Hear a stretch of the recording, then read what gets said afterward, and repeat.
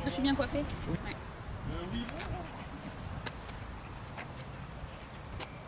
Je sais pas si j'ai bien appuyé.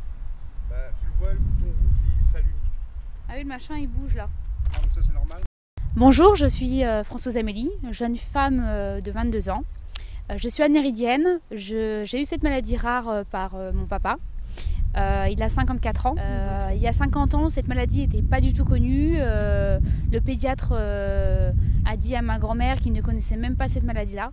Donc on était complètement dans l'inconnu. Quand mon père a rencontré ma mère, il savait qu'il y avait 50% de risque à transmettre à leur enfant.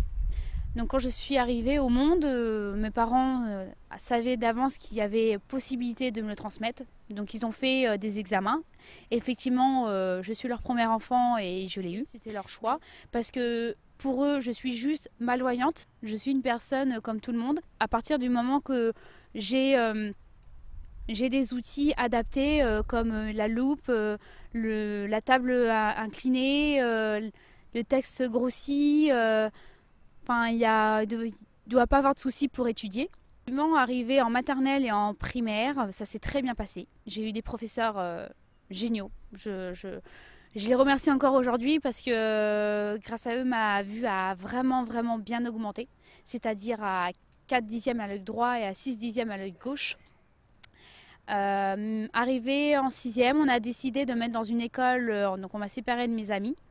On m'a dit que c'était pour mon bien, c'est une école ordinaire mais avec un encadrement des AVS, c'est-à-dire que lors des permanences, j'avais des AVS qui vérifiaient si les cours étaient bien adaptés, si les professeurs avaient bien fait leur travail, si j'étais en bonne condition pour bien travailler. Malheureusement, c'est que malgré que les AVS soient là, j'ai été chahutée par les élèves, j'ai été victime d'harcèlement. Des insultes sur tous mes cahiers, sur ce que j'écrivais, mes devoirs, bien sûr c'était rayé. Voilà, j'avais pas en fin de compte des cahiers bien soutenus, surtout qu'en 6e on demande justement que les cahiers soient propres. Puis là où en fait tout le long de ma 6e j'ai rien dit à mes parents, j'ai rien dit à personne, j'étais trop timide, je connais personne en plus, j'étais séparée de mes copines, donc je voulais pas en plus me faire tailler en prévenant les adultes. C'est allé très loin, c'était en revenant de salle de sport, dans les vestiaires, des élèves m'ont filmé avec leur téléphone. Pendant que j'étais en train de me déshabiller. Ils faisaient style qu'ils étaient en train de prendre leur copine en face en photo, mais bien sûr j'étais derrière, j'étais pas dupe. Quand je vous dis, je suis malveillante, mais je suis pas bête. Alors je leur ai demandé d'arrêter de me filmer, que j'étais pas idiote et ça servait à rien de me faire croire qu'ils étaient en train de se prendre en photo, surtout pas dans des vestiaires quand les gens sont en train de se déshabiller.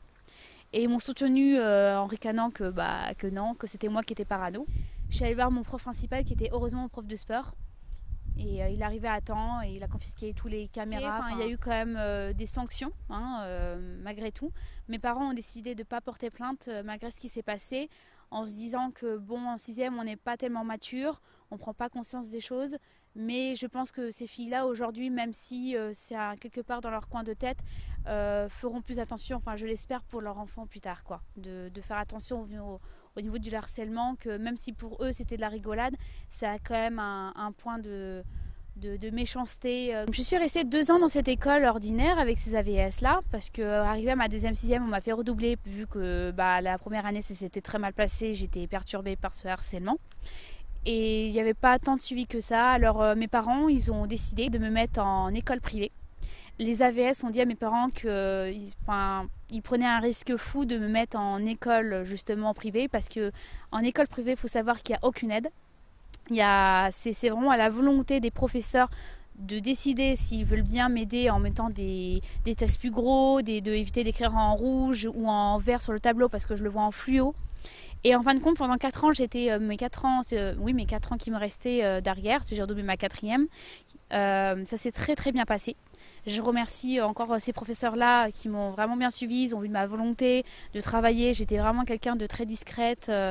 J'adorais l'école, je travaillais jusqu'à minuit le soir. Je garde un beau souvenir. Et arrivé au lycée, c'est redescendu, revictime d'harcèlement. On prenait mon sac en plein hall du lycée, on me vidait, allez ramasse. En plein cours, les professeurs ils me demandaient de me justifier pourquoi j'avais besoin d'agrandissement, alors qu'il y avait déjà eu la présidente d'association qui était venue s'expliquer. C'est là où ça s'est fini en première, où il y a un élève qui s'est mis, qui a voulu m'affronter en fin de compte pour que je me justifie de mon handicap, parce que comme vous le voyez, malgré que je ferme un peu les yeux, je suis quand même autonome, enfin, je me débrouille bien, je marche bien, je parle bien. Et pour lui, enfin, j'avais pas de handicap, je disais ça juste pour me faire chouchouter. Et quand j'ai eu cet affrontement, bien sûr, en plein milieu de la classe devant le professeur était le seul intervenant qui n'était pas venu le matin même à une réunion qui était prévue, où tous les professeurs étaient invités à venir à cette réunion auprès de la présidente d'association AIDE-DV, donc Aide Diffusion Visuelle. Malheureusement, c'est qu'il n'a pas intervenu quand cet élève m'a affronté, et j'ai décidé de quitter le cours en disant au professeur que je ne pouvais pas rester dans son cours si je pouvais pas travailler dans de bonnes conditions, et en me justifiant en plus envers des élèves où je ne suis pas d'accord.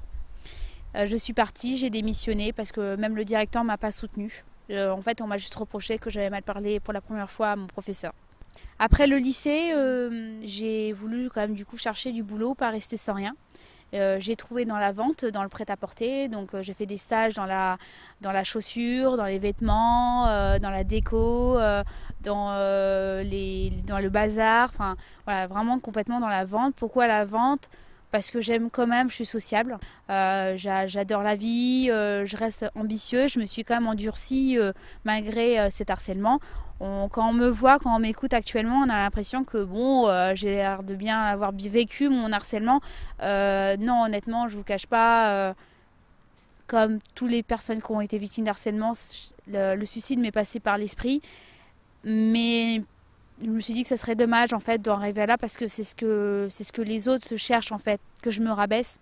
Et comme j'ai un bon caractère et je le tiens de ma mère, et ben, j'ai préféré rester la tête haute et leur montrer que c'est pas parce qu'ils essaient de me rabaisser que je vais me rabaisser, et que c'est pas de toute façon avec eux que je vais avancer, et je peux très bien avancer sans eux, quoi. Dans la vente, ça s'est bien passé.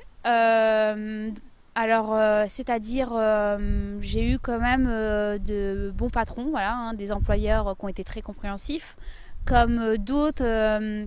Le chiffre d'affaires pour eux comptait quand même beaucoup. C'est-à-dire que si un entretien, je vais parler de mon handicap, bizarrement derrière, j'étais pas pris. On pourrait dire oui, mais parce que peut-être qu'il y a eu d'autres candidats. Mais comme par hasard, chaque fois que j'en parlais, si j'en ai fait quand même pas mal d'entretiens, j'étais pas prise.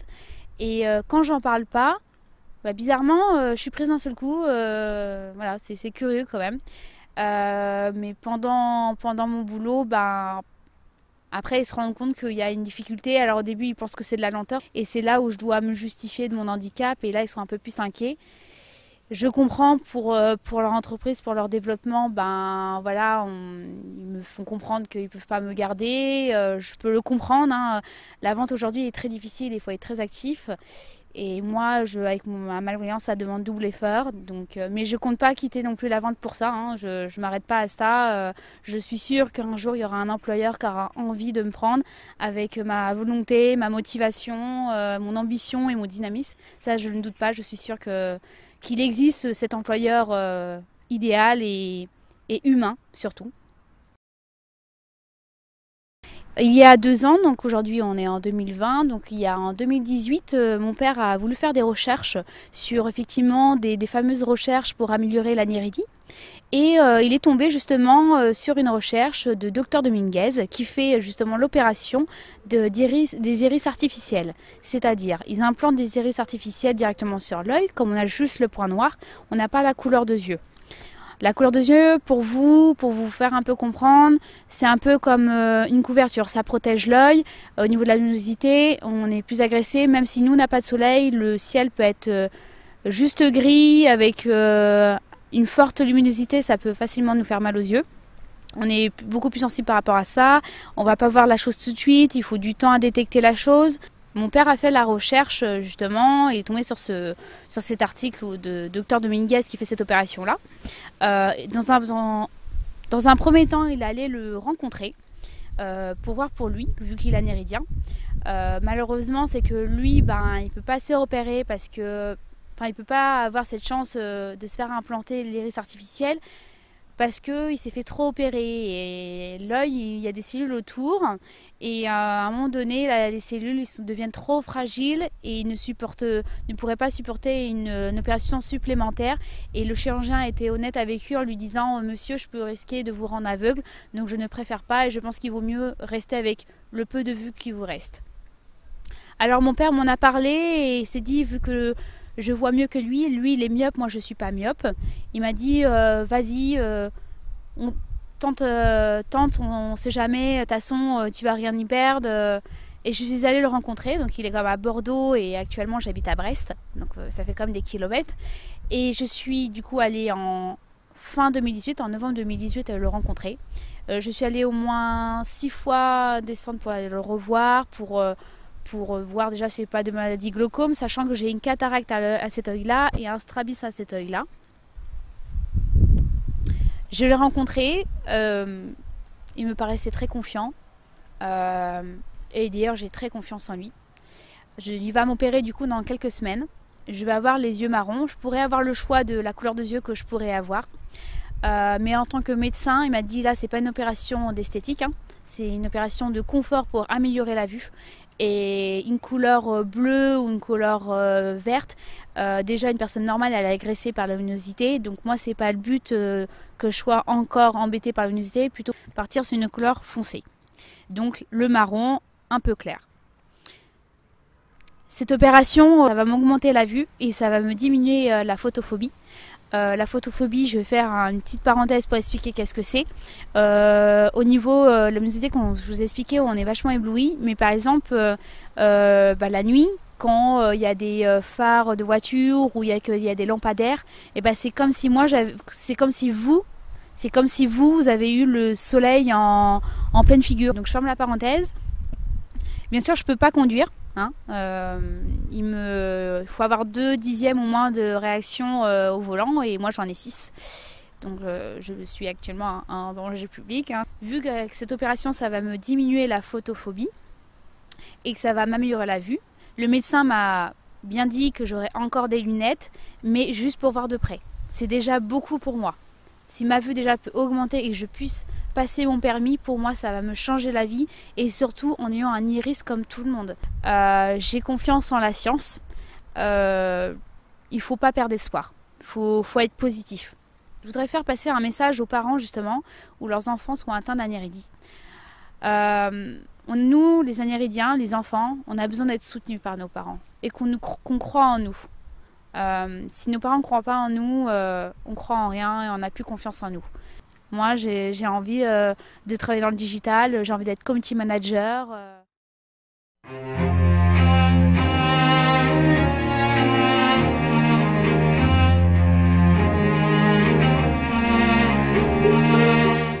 Alors bonjour, je suis le frère de Françoise Amélie, son petit frère. Alors c'est vrai que ma sœur et moi, on a grandi ensemble parce que nous avons que 21 mois d'écart. Moi, je suis né après elle. C'est vrai qu'on a toujours grandi ensemble et très, très jeune, j'ai toujours eu conscience que ma sœur avait ce problème d'anéridie. Pour moi, j'ai jamais vu ça comme une différence. On a toujours grandi ensemble comme ça. Bon, c'est vrai que j'ai souvent remarqué au collège qu'elle n'était pas forcément bien, mais c'est vrai qu'on n'était pas toujours ensemble dans la cour, donc je voyais pas forcément le harcèlement qu'elle avait pu subir. C'est vrai que souvent, vu que j'avais conscience que ma sœur avait ce problème d'anéridie, c'est vrai que par exemple quand on se promenait ou même quand on était à la maison, sans vouloir être trop sur son dos, je gardais toujours un œil sur elle pour voir si tout allait bien pour elle.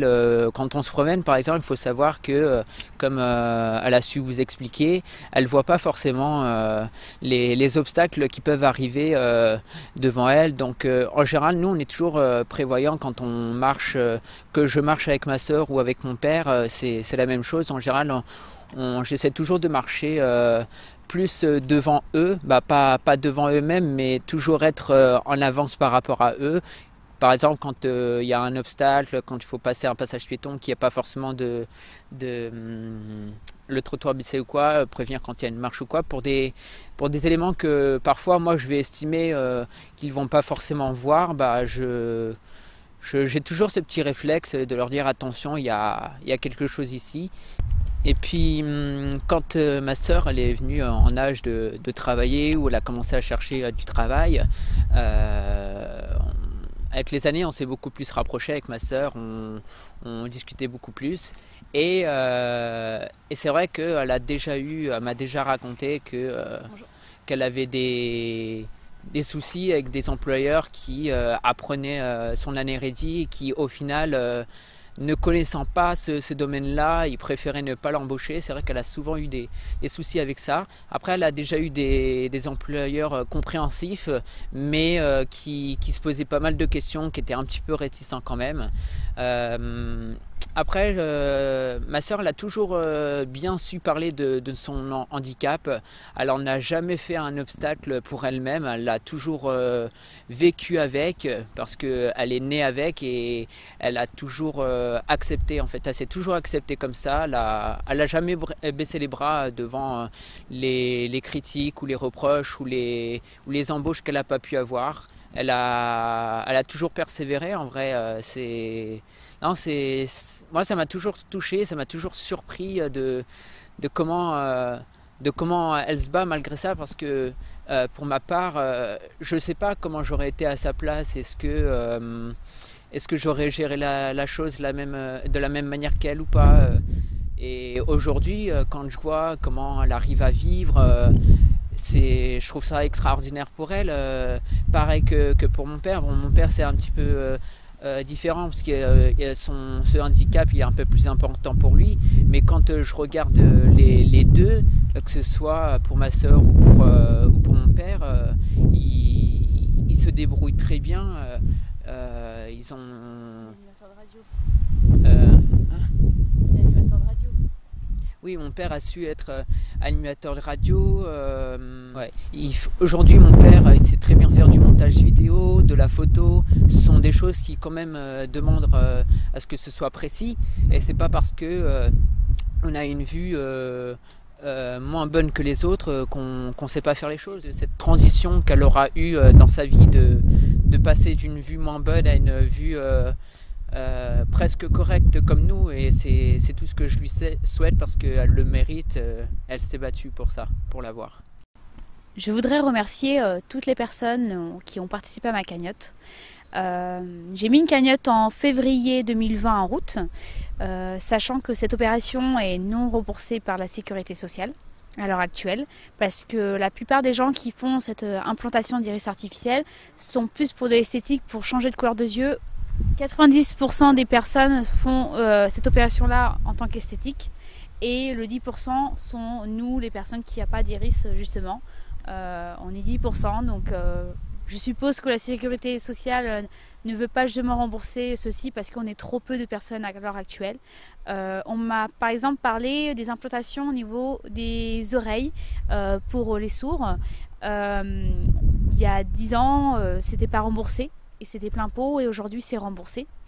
Je suppose alors que pour cette implantation d'iris artificielle, qui est là depuis une quinzaine d'années aux États-Unis et une dizaine d'années maintenant en France, va pouvoir être un jour remboursée. J'espère que mon témoignage va pouvoir justement les aider, à les motiver et à mieux comprendre cette maladie-là. Cette cagnotte-là, comme je vous ai dit, je l'ai mis en février. J'ai eu pas mal de monde qui ont participé de mon entourage, des personnes que je ne m'y attendais vraiment pas. Je vous remercie vraiment beaucoup. La plupart, c'est la moitié de la cagnotte, il y a eu beaucoup de la famille et des amis. Et l'autre moitié, parce qu'il manquait la moitié, alors c'était en juin, tout début juin, j'étais seulement à 3400, sachant que cette opération est à 6400 € total. Juste les iris, hein. C'est juste les iris qui coûtent 6400 les deux.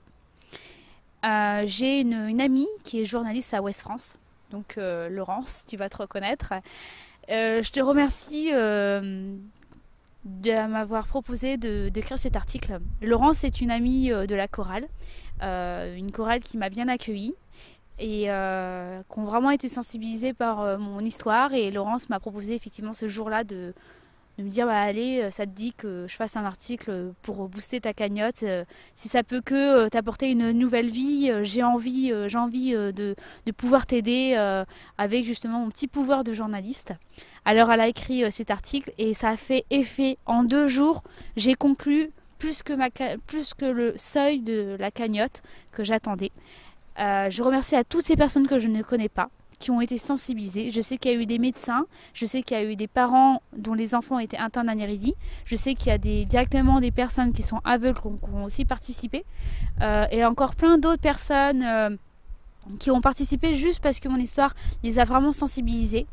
Là on m'a dit oui c'est scandaleux que je puisse pas avoir justement l'allocation adulte handicapé. On m'a donné comme motif que j'ai pas droit parce que je suis jeune et qu'on ne voudrait pas me motiver à fainéantiser comme tous ces restes jeunes là qu'on met tous dans le même panier, à fainéantiser sur mon canapé. Bon, j'ai dû le prendre comme j'ai dû le prendre, j'ai pas eu le choix de l'avaler comme ça, mais je trouve ça pas juste. Mais encore une fois, cette maladie est rare, donc c'est compliqué de leur expliquer comment elle fonctionne et montrer que je suis dans une difficulté à l'heure actuelle. Dans quelques semaines, je ne serai plus dans cette difficulté-là.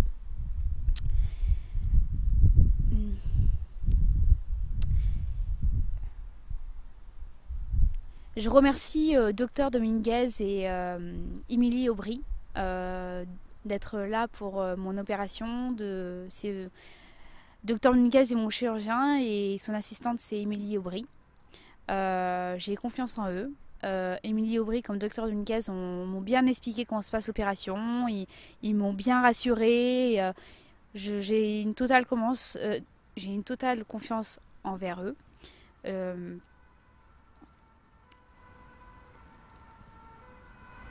Je vous redonnerai du coup des nouvelles après mon opération, justement pour vous montrer le résultat. Parce que je pense qu'il y a beaucoup d'entre vous qui veulent savoir le résultat. Et tous les parents qui veulent me rencontrer en vrai, comme une maman m'a demandé, j'accepte. Si ça peut vous aider, si ça peut répondre ça peut répondre à vos questions, il n'y a pas du tout de souci. Moi, je demande pas à être la bête de foire avec cette opération-là. Moi, si je suis dans une idée où j'ai envie d'aider les autres parents, en fait. Parce que je pense que je suis une des Amérindiennes à mon âge à l'heure actuelle qui est une des premières autonomes. Et si je peux aider plein d'autres enfants à être autonomes et de faire leur métier qu'ils veulent, de réussir dans la vie et d'avoir une meilleure vue, c'est mon but. Je vous remercie de m'avoir écouté. Je remercie à Stéphane Faure aussi d'avoir fait tout ce montage vidéo. C'est un ami qui est très précieux pour moi. Il a été toujours là pour moi. Je l'ai rencontré dans une formation d'animatrice e-commerce. Au début, on ne se fréquentait pas tellement. Puis après, il avait envie de faire plus connaissance. Et c'est un ami vraiment très sensible à mon histoire. Et voilà, il a envie de m'aider en témoignant justement, en faisant le montage. Et lui aussi, si ça peut aider aux autres de connaître cette histoire, en me donnant un petit coup de pouce justement en faisant ce montage-là. Merci encore à tous de m'avoir soutenu et je vous donne des nouvelles après l'opération. J'ai un peu tout dit là. C'est bon ? J'ai rien oublié ?